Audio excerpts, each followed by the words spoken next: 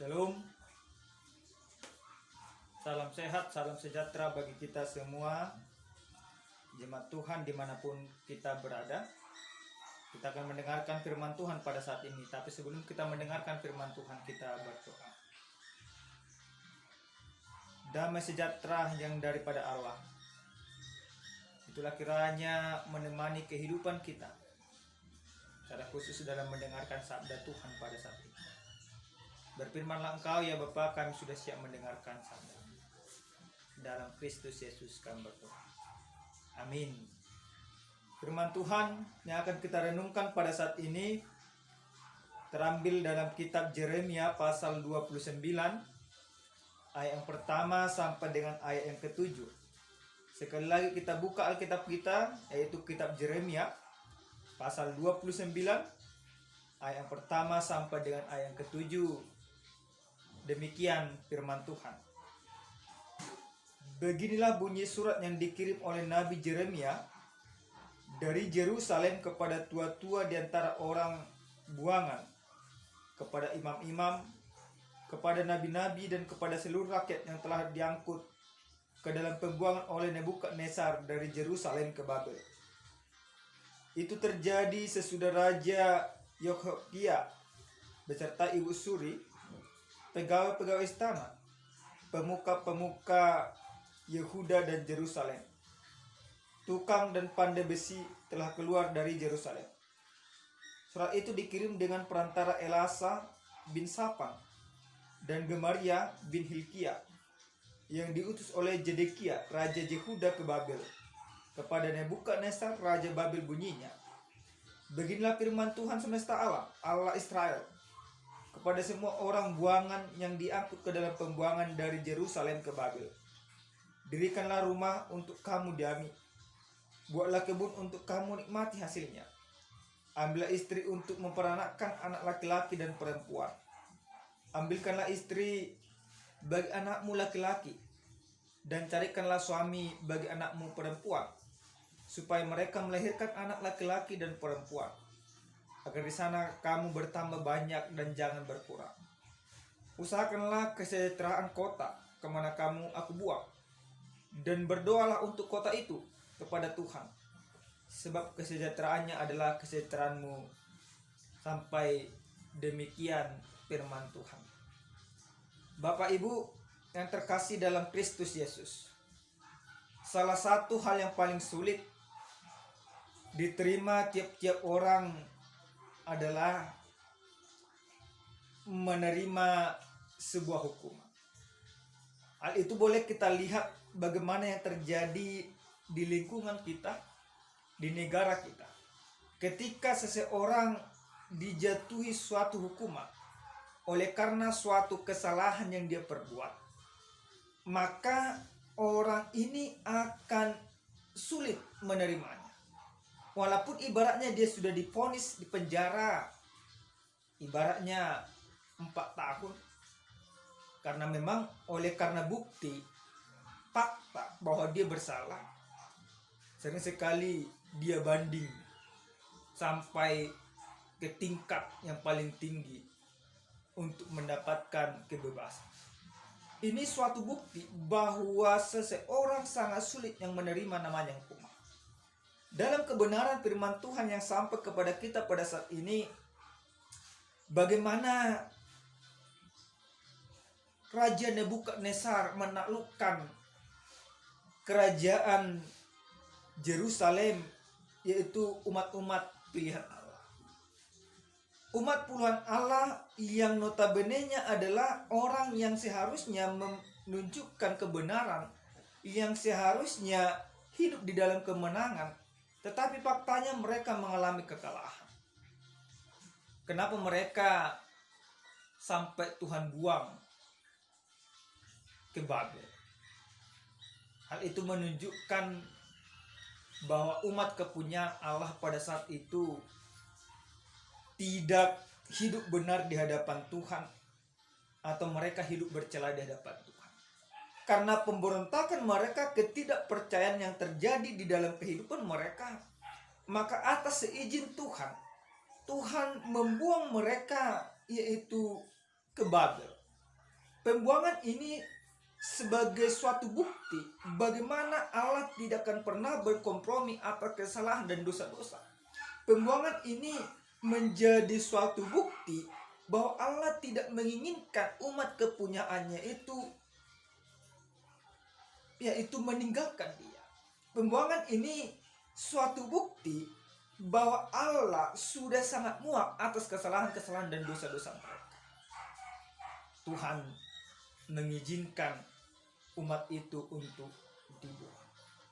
Bapak Ibu, jemaat yang terkasih dalam Kristus Yesus, pada saat mereka dibuang, yang sudah dinubuatkan akan mengalami pembuangan selama 70 tahun, maka pada saat itulah Yeremia hadir. Yeremia hadir untuk menguatkan mereka. Yeremia hadir untuk menyampaikan kebenaran. Yeremia hadir untuk memperteguh iman mereka.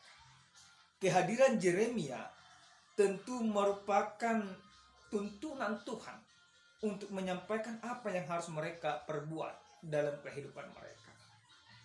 Bapak Ibu, jemaat Tuhan yang terkasih dalam Yesus Kristus, situasi yang dialami umat pilihan Tuhan pada saat itu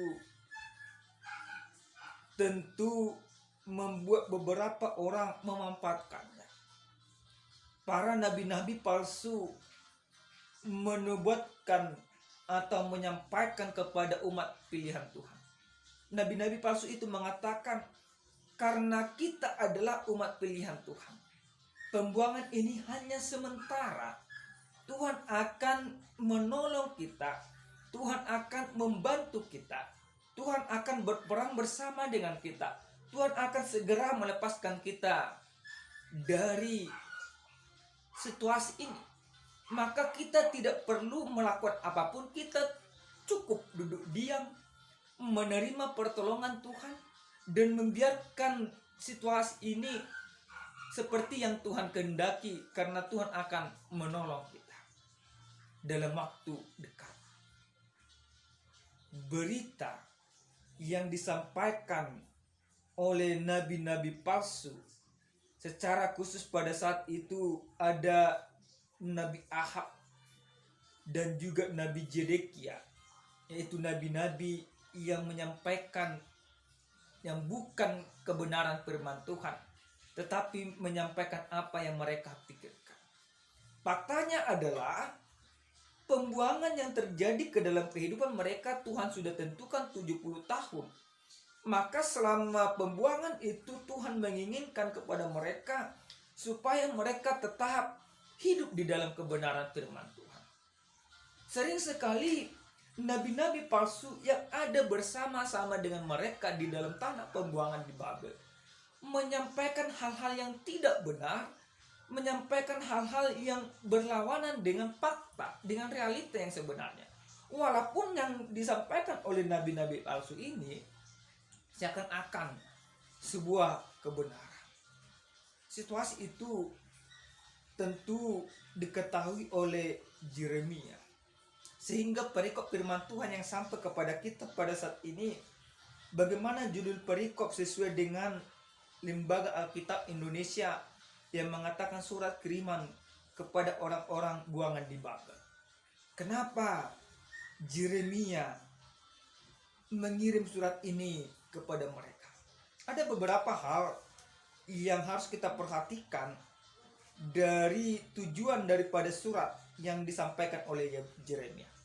Yang pertama, Yeremia berusaha membuat mereka mau menerima pembuangan itu, supaya mereka hidup tenang dan memanfaatkan dengan sebaik-baiknya.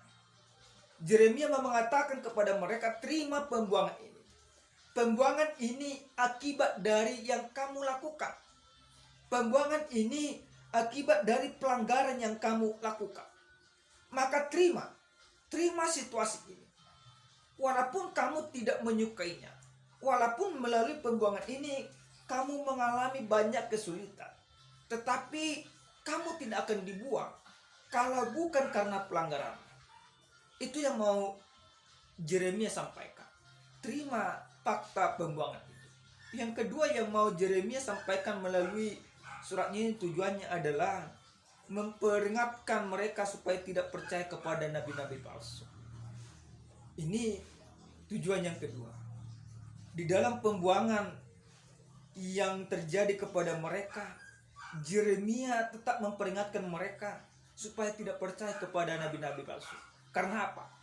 Karena ketika mereka nantinya semakin percaya kepada nabi-nabi palsu, maka pembuangan itu akan semakin lama. Kenapa? Karena Tuhan akan tetap murka kepada mereka. Penyampaian yang disampaikan oleh nabi-nabi palsu tidak berkehendak seperti yang Tuhan kehendaki, bertentangan seperti yang Tuhan inginkan. Maka Yeremia katakan, jangan kalian sekali-sekali percaya kepada nabi-nabi palsu yang ada bersama dengan kalian pada saat ini, supaya murka Tuhan jangan sampai menjadi dabal kepada kalian. Yang ketiga yang mau Yeremia sampaikan lewat suratnya ini, ia meyakinkan mereka bahwa Allah nantinya akan mengembalikan mereka setelah 70 tahun. Ini faktanya yang boleh dibaca dalam ayat yang ke-10 sampai dengan 14. Yeremia mengatakan, karena mereka banyak bertanya kepada Tuhan, mereka mengeluh, Tuhan, sampai berapa lama kami akan dibuang? Sampai berapa lama kami akan menerima semuanya ini? Yeremia mau pastikan kepada mereka, 70 tahun. Waktu pembuangan 70 tahun tidaklah mudah. Waktu pembuangan selama 70 tahun bukanlah waktu yang sebentar, tetapi waktu yang begitu lama, waktu yang begitu memberatkan, waktu yang begitu menyita kehidupan. Tetapi mau tidak mau, akibat dari perbuatan mereka, Tuhan akan membiarkan mereka selama 70 tahun di sana. Fakta yang ketiga, tujuan yang keempat yang mau Yeremia sampaikan kepada mereka pada saat itu, dikatakan bahwa nabi-nabi palsu Ahab dan Zedekia akan mendapatkan hukuman dari Tuhan. Tuhan tidak akan pernah membiarkan orang-orang yang menyampaikan kabar bohong ini mendapatkan kedamaian dalam kehidupannya. Tuhan akan menghukum yaitu nabi-nabi palsu ini sesuai dengan waktu dan ketentuan yang Tuhan tentukan. Maka dalam ayat 21 sampai seterusnya di sana dikatakan, beginilah firman Tuhan alam semesta alam, Allah Israel, tentang Ahab bin Kolaya dan tentang Zedekia bin Manasye, orang-orang yang bernubuat palsu kepadamu demi namaku. Sesungguhnya aku akan menyerahkan mereka ke dalam tangan Nebukadnezar Raja Babel, yang akan memarang mereka mati di depan matamu sendiri. Upah dari perbuatan nabi-nabi palsu, mereka akan mendapatkan hukuman mati, yaitu dipenggal oleh Raja Nebukadnezar pada saat itu. Jemaat Tuhan yang terkasih dalam Kristus Yesus, tema yang sampai kepada kita pada saat ini dikatakan mewujudkan kesejahteraan bersama. Yang menjadi suatu pertanyaan yang harus kita renungkan, bagaimana mungkin orang yang di dalam pembuangan mampu mewujudkan kesejahteraan bersama? Bagaimana mungkin orang yang mendapatkan penghukuman bisa merasakan kesejahteraan? Jangankan membuat kesejahteraan bagi orang lain, membuat kesejahteraan bagi diri sendiri pun itu sangat sulit. Tentu seakan-akan firman Tuhan ini bertolak belakang dan sangat sulit untuk dilakukan. Tetapi mari kita lihat bagaimana untuk mewujudkan kesejahteraan bersama di tengah-tengah situasi dan pergumulan yang begitu berat. Mari kita melihat. Yang pertama, bagaimana kita melalui firman Tuhan ini mampu mewujudkan kesejahteraan bersama di dalam kehidupan dalam setiap pergumulan. Yang pertama yang mau Tuhan katakan, menerima penghukuman sebagai bentuk pengajaran. Tuhan mau mengatakan kepada mereka bagaimana kehidupan bangsa itu yang notabene-nya terbuang. Tetapi pembuangan itu sebenarnya tujuan Tuhan hanya satu. Tuhan mau mengajar mereka. Tuhan mau menunjukkan bahwa apa yang mereka lakukan selama ini adalah salah. Maka Tuhan mau mengatakan kepada mereka, supaya kamu mendapatkan kesejahteraan dalam hidupmu, terima penghukuman ini. Karena ini bentuk daripada pengajaran. Menerima sebuah penghukuman tanpa melakukan pemberontakan, itu akan membuat kesejahteraan bagi diri sendiri. Itu yang pertama. Terima setiap hukuman yang terjadi di dalam kehidupanmu. Kalau engkau memang bersalah, maka engkau akan mendapatkan kesejahteraan dalam kehidupan. Penerimaan akan situasi kehidupan mengajar kita bagaimana kita mengerti kepada kehendak Tuhan. Yang kedua yang mau Tuhan katakan lewat kebenaran firman Tuhan pada saat ini, bagaimana mewujudkan kesejahteraan di dalam pergumulan pada saat itu. Tuhan mau katakan kepada kita yang kedua, percaya bahwa Tuhan tetap bersama kita. Bapak Ibu jemaat Tuhan yang terkasih dalam nama Yesus Kristus, hal yang tidak kita inginkan boleh terjadi ke dalam kehidupan kita. Persoalan boleh terjadi ke dalam kehidupan kita. Banyak kemelut, banyak tantangan boleh terjadi ke dalam kehidupan kita. Tetapi Tuhan mau mengajarkan kepada kita lewat firman-Nya pada saat ini, bagaimana kita harus tetap percaya kepada Tuhan di dalam situasi kondisi yang begitu sulit. Kita tetap mempercayakan hidup kita kepada Tuhan. Ketika kita mempercayakan hidup kita sepenuhnya kepada Tuhan, maka pada saat itulah kita akan hidup di dalam kebenaran firman Tuhan. Ketika kita sudah hidup di dalam kebenaran firman Tuhan, di bagasan partikianima buita patudur akta ulana denggan, di bagasan parnguluor nangpe di bagasan ima akahamauron, menghadirkan Tuhan di dalam situasi yang sulit. Itu yang Tuhan inginkan dari kita pada saat ini. Yang ketiga, apa yang mau dikatakan firman ini kepada kita? Jangan pernah menyerah di dalam kehidupan. Bapak Ibu yang terkasih dalam nama Yesus Kristus, dalam ayat yang keempat sampai dengan ayat yang keenam jelas dikatakan bagaimana orang-orang buangan, yaitu orang-orang Yehuda, umat pilihan Tuhan yang terbuang, diajarkan supaya mereka jangan menyerah. Dalam ayat yang keempat dikatakan, beginilah firman Tuhan semesta alam Allah Israel kepada semua orang buangan yang diangkut ke dalam pembuangan dari Yerusalem ke Babel. Dirikanlah rumah untuk kamu diami, buatlah kebun untuk kamu nikmati hasilnya. Ambillah istri untuk memperanakan anak laki-laki dan perempuan. Ambillah istri bagi anakmu laki-laki, dan carikanlah suami bagi anakmu perempuan. Artinya apa? Untuk mewujudkan kesejahteraan di tengah-tengah situasi yang sulit, Tuhan mau mengatakan jangan pernah menyerah oleh karena situasi itu. Situasi itu jangan pernah sampai mempengaruhi kehidupan kita, kehidupan keberimanan kita. Tetapi kita yang harus mempengaruhi situasi. Banyak orang sekarang ini, Bapak Ibu jemaat Tuhan yang terkasih dalam Yesus Kristus, situasi mampu mempengaruhi kehidupannya.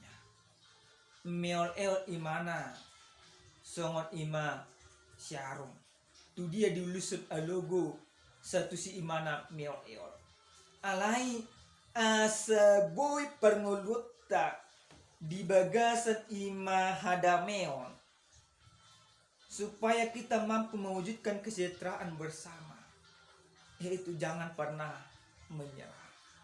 Jangan pernah menyerah berbuat yang baik. Jangan pernah menyerah melakukan yang benar. Jangan pernah menyerah oleh karena tantangan dan persoalan. Jangan pernah membenarkan situasi.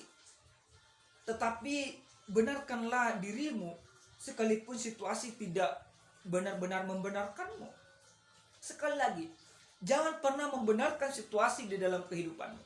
Jika engkau ingin mewujudkan kesejahteraan bersama bagi orang lain, jangan pernah membenarkan situasi, tetapi benarkanlah dirimu di dalam situasi yang ada. Artinya apa? Berlaku benar. Banyak orang seperti ini, Bapak Ibu jemaat Tuhan. Ketika orang lain menyakitinya, maka situasinya adalah tersakiti pada saat itu. Dia membenarkan dirinya untuk menyakiti orang lain juga. Tidaklah demikian yang Tuhan inginkan, supaya kita mampu mewujudkan kesejahteraan. Tetapi apa? Situasi yang tidak membenarkan kita, mengajar kita untuk hidup tetap benar, sekalipun situasinya tidak benar. Ini yang mau Tuhan katakan. Yang berikut Bapak Ibu jemaat Tuhan, bagaimana mewujudkan kesejahteraan bersama sesuai dengan ayat yang ke-7. Dikatakan di sana, usahakanlah kesejahteraan kota kemana kamu aku buang, dan berdoalah untuk kota itu kepada Tuhan, sebab kesejahteraannya adalah kesejahteraanmu juga. Bagaimana supaya kita bisa mendapatkan kesejahteraan bersama atau mewujudkan kesejahteraan bersama lewat kebenaran firman Tuhan ini? Menghadirkan shalom. Menghadirkan shalom. Bagaimana menghadirkan shalom? Ini yang harus kita renungkan. Menghadirkan shalom berarti kita hidup di dalam kebenaran. Menghadirkan shalom berarti kita tidak perlu menyalahkan orang lain. Menghadirkan shalom berarti menghadirkan kedamaian bagiku dan bagi orang lain. Menghadirkan shalom adalah bukan untuk kepentingan pribadi, tetapi untuk kepentingan orang lain, dan akan kita terima manfaatnya. Tuhan mau katakan kepada kita lewat kitab Yeremia pada saat ini, usahakanlah kesejahteraan kota kemana kamu aku buang. Umat Allah memang dibuang ke daerah Babel, tetapi lewat pembuangan itu Allah mau menunjukkan bagaimana umat pilihannya tetap hidup benar, bagaimana umat pilihannya tetap menjadi bermanfaat bagi kota itu, bagaimana umat pilihannya benar-benar menunjukkan ketaatan kepada Allah, mewujudkan kesejahteraan bagi orang lain memang sangat sulit, tetapi selaku umat pilihan Allah kita dipanggil untuk melakukan itu. Menghadirkan shalom merupakan panggilan setiap umat percaya. Bapak Ibu yang terkasih dalam nama Yesus Kristus, apakah kita sudah mewujudkan kesejahteraan di mana kita tinggal? Firman ini mau mengajak kita pribadi lepas pribadi untuk senantiasa mewujudkan kesejahteraan bersama. Kesejahteraan bersama yang kita wujudkan adalah kehadiran kita mampu membuat dampak yang begitu positif bagi lingkungan. Mewujudkan kesejahteraan bersama yang Tuhan inginkan dari kita pada saat ini. Kehadiran kita tidak menjadi batu sandungan, tetapi menjadi berkat. Umat Allah boleh terbuang ke Babel oleh karena pelanggaran mereka, tetapi umat pilihan Allah akan tetap menjadi umat pilihan Allah dimanapun mereka berada. Emas akan tetap menjadi emas, apapun situasi dan kondisinya. Kita terpanggil untuk melakukan itu di dalam kehidupan kita, kini, esok, dan sampai selamanya. Karena kita terpanggil untuk itu. Wujudkan kesejahteraan tidak untuk dirimu, tetapi untuk orang lain. Karena untuk itulah Tuhan datang ke dunia ini. Dia memberikan kesejahteraan kepada kita. Maka kita juga sudah seharusnya memberikan kesejahteraan dan dampak yang baik di setiap situasi yang kita hadapi. Amin. Kita berdoa. Terima kasih Bapa yang baik buat kebaikan-Mu dalam hidup kami. Terima kasih buat pengajaran firman-Mu. Benar ya Tuhan, kami sering sekali tidak mampu menerima penghukuman oleh karena kesalahan dan keberdosaan kami.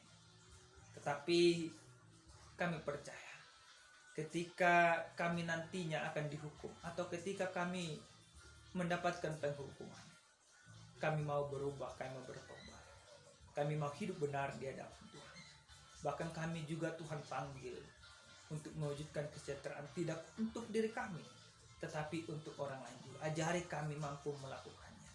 Ajari kami supaya berdampak dan bermanfaat dimanapun kami berada dan seperti apapun situasi yang kami hadapi. Di tengah keluarga, di tengah gereja, di tengah pekerjaan, dan di tengah lingkungan. Kami percayakan hidup kami akan benar-benar bermanfaat bersama dengan Tuhan. Terima kasih Bapak. Dalam nama Yesus Kristus kami berdoa dan bersyukur. Amin. Shalom Bapak Ibu jemaat Tuhan.